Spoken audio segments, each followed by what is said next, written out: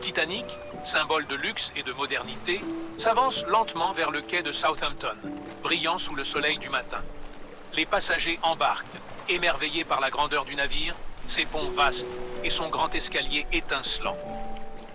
En première classe, les cabines luxueuses et les salons raffinés impressionnent les voyageurs les plus fortunés. En deuxième et troisième classe, le confort est plus simple, mais les passagers gardent l'espoir d'une nouvelle vie en Amérique.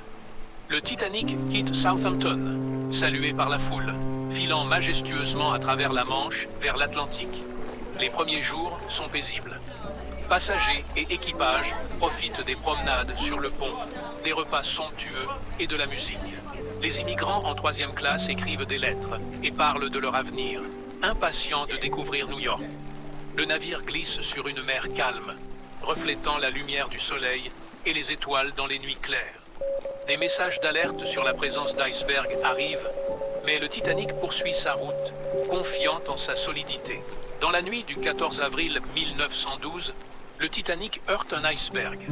La coque est percée, l'eau commence à s'engouffrer dans les compartiments. L'équipage tente d'évacuer les passagers, mais la panique s'installe rapidement. Les canaux de sauvetage sont insuffisants. Des familles sont séparées.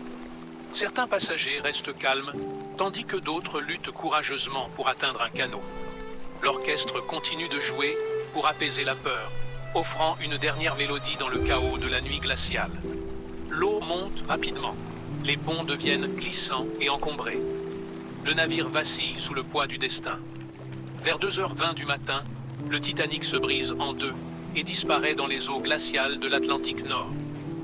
Plus de 1500 personnes perdent la vie dans le naufrage, laissant derrière elles des familles en deuil et un monde choqué. Environ 700 personnes sont secourues par le Carpathia à l'aube, tremblantes, épuisées et traumatisées. La tragédie du Titanic secoue le monde entier, révélant la vulnérabilité des hommes face aux forces de la nature. Le naufrage entraîne de nouvelles mesures de sécurité, plus de canaux, exercices obligatoires et surveillance des icebergs. Aujourd'hui, le Titanic repose à 3800 mètres de profondeur, témoin silencieux de la tragédie et symbole de courage et de fragilité. Le Titanic demeure un symbole éternel, rappelant que l'audace humaine peut créer des merveilles, mais que la nature reste souveraine.